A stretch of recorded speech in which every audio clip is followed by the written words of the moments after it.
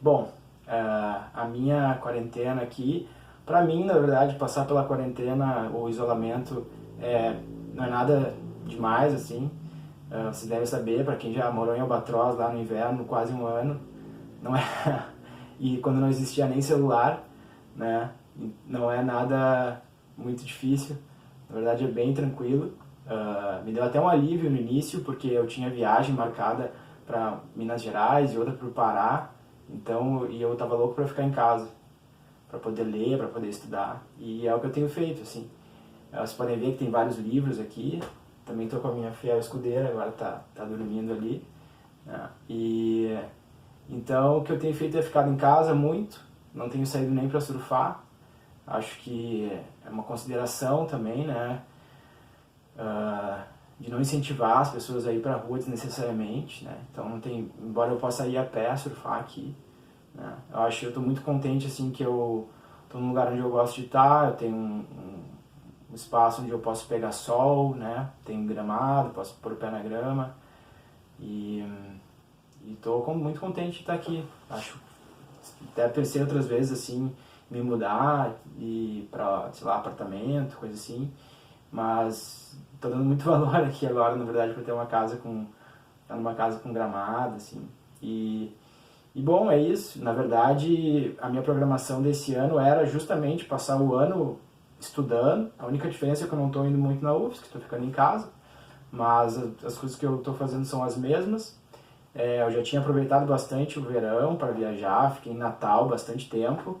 Fui viajar com o Marcos e com o Duda para o Peru. E no final da viagem para o Peru, quando eu deveria voltar, eu ainda transferi a minha passagem de volta e fiquei mais, acho que 10 dias lá. Na época eu até fiquei em dúvida se eu estava certo ou não, mas acho que hoje assim eu agradeço assim, que eu fiz isso, que eu pude aproveitar bastante.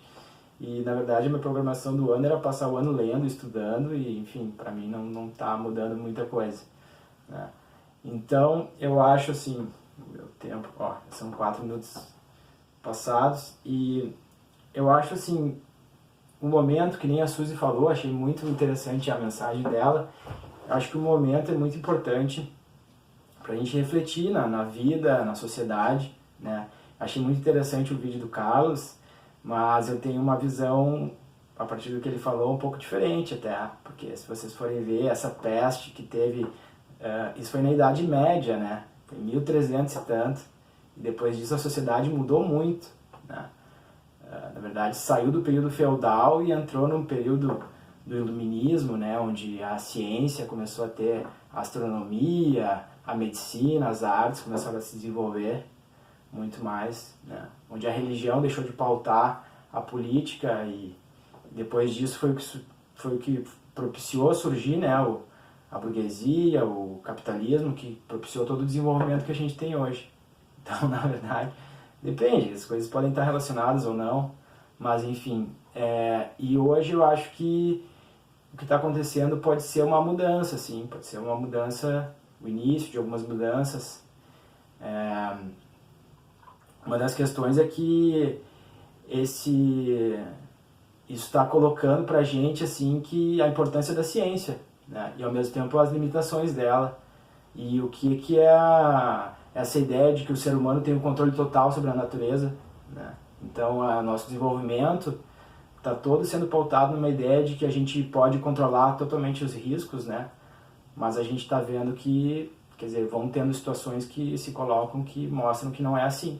Então a gente está vendo agora, imagina, todo o mundo parando, né? Por mais que aqui o presidente fique querendo passar uma ideia de que não é nada, de que é simples, algumas pessoas negando a ciência, né? Isso não é nada mais do que o negacionismo científico. Isso é um fenômeno extremamente conhecido já, está relacionado a regimes populistas, não sou eu que estou falando, isso é a academia fala isso, a ciência política, o direito, né? Esse negacionismo científico é um problema que existe no mundo hoje, né? Porque a ciência pode não ser perfeita, e na verdade a ciência ela alcançou um grau de avanço que ela reconhece as suas próprias falhas, ela sabe que ela não trabalha com certezas absolutas, ela vai evoluindo, né?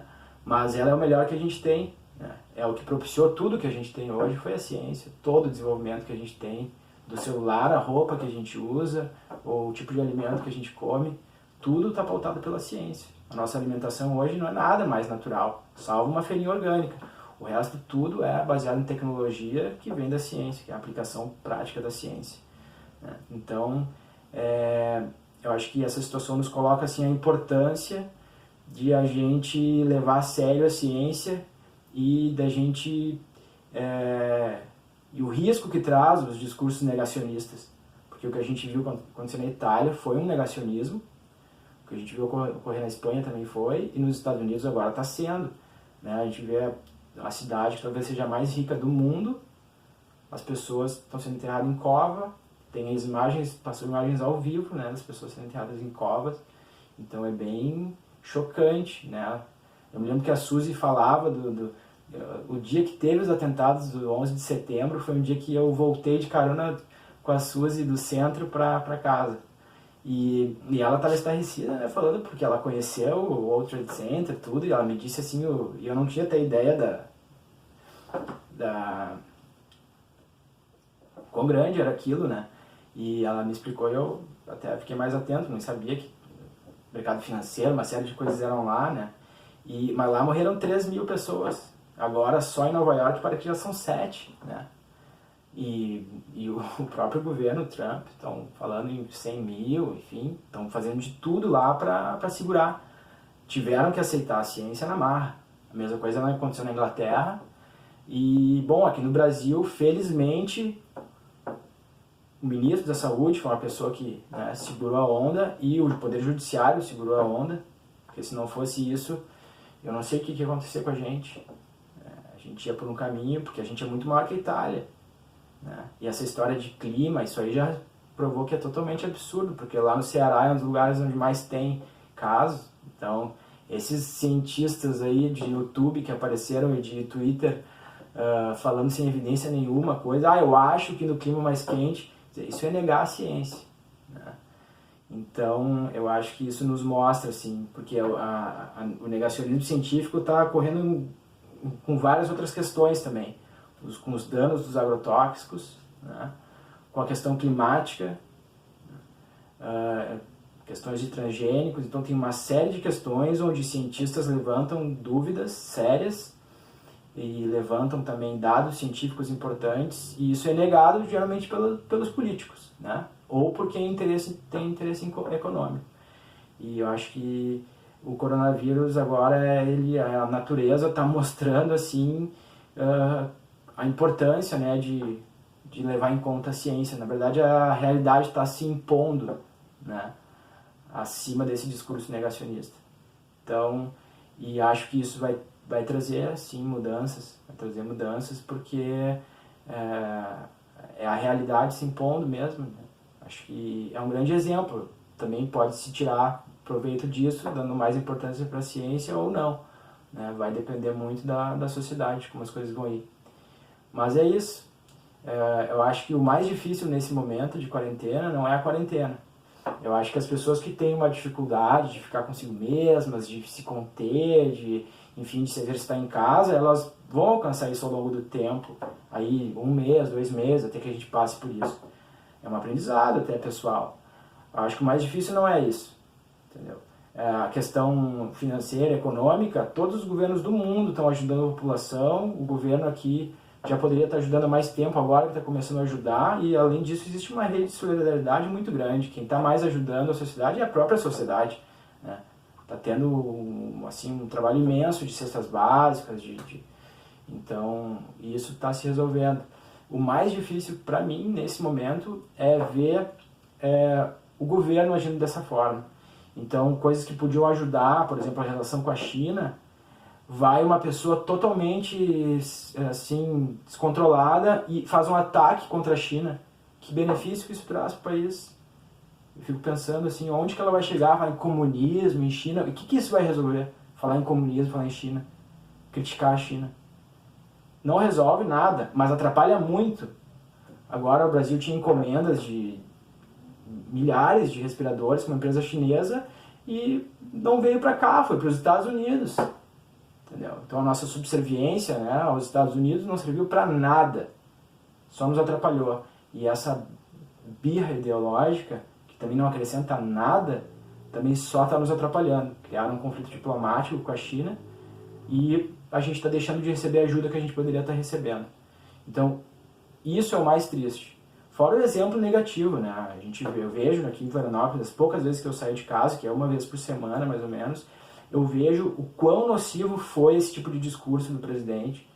Várias pessoas, muita gente na rua sem máscara, minimizando a situação, entende? Então, assim, eu acho que no Brasil se fez um trabalho, apesar do governo, se fez um trabalho para segurar a situação, que salvou muitas vidas. Mas, ainda assim, claro, o governo federal, com seu poder de fazer pronunciamento em rede nacional obrigatória, e esse tipo de, né, fora o Twitter e os robôs, né, que eles têm para acionar, eles acionam um botão lá e mandam milhões de robôs com uma mensagem e o pessoal repete isso. E isso ganha um pouco, né, a opinião das pessoas. O pessoal fala, vai no efeito manada, né? Então, isso eu acho mais difícil. Saber que a gente está na mão de uns malucos. É que nem se a gente estivesse numa guerra e o nosso comandante resolvesse botar todas as nossas fichas num navio, botar todos os nossos melhores atiradores de elite num navio e afundar o navio. Mais ou menos isso. Então, dá um certo desconforto, né, da gente estar na mão de pessoas totalmente incompetentes, totalmente, assim, preocupadas só em criar polarização política quando não existe nenhuma razão para isso. A gente não está lidando, a gente não está numa guerra com a China, a gente não está numa guerra com Cuba, a gente está numa guerra com o vírus. Então não existe polarização. Existe seguir a ciência, seguir os médicos, seguir o ministro da Saúde. Não quer troca o ministro da Saúde, entende? Mas isso que não está acontecendo. Então eu coloco assim, meu desabafo, assim, eu acho que o mais difícil é a gente passar por isso diante dessa situação assim, de absoluta insegurança. A gente não sabe o que o governo federal vai resolver fazer amanhã, né? E, bom, e o lado bom, assim, disso, eu acho que também, além de outras coisas, claro, é a questão da família, né? A família é a nossa base, acho que isso aí, acho que o meu vídeo começou assim e vai terminar assim também. Acho que a família é realmente a nossa base, é o que nos dá, né? Nas horas difíceis a gente sabe quem está do nosso lado é a nossa família sempre, né?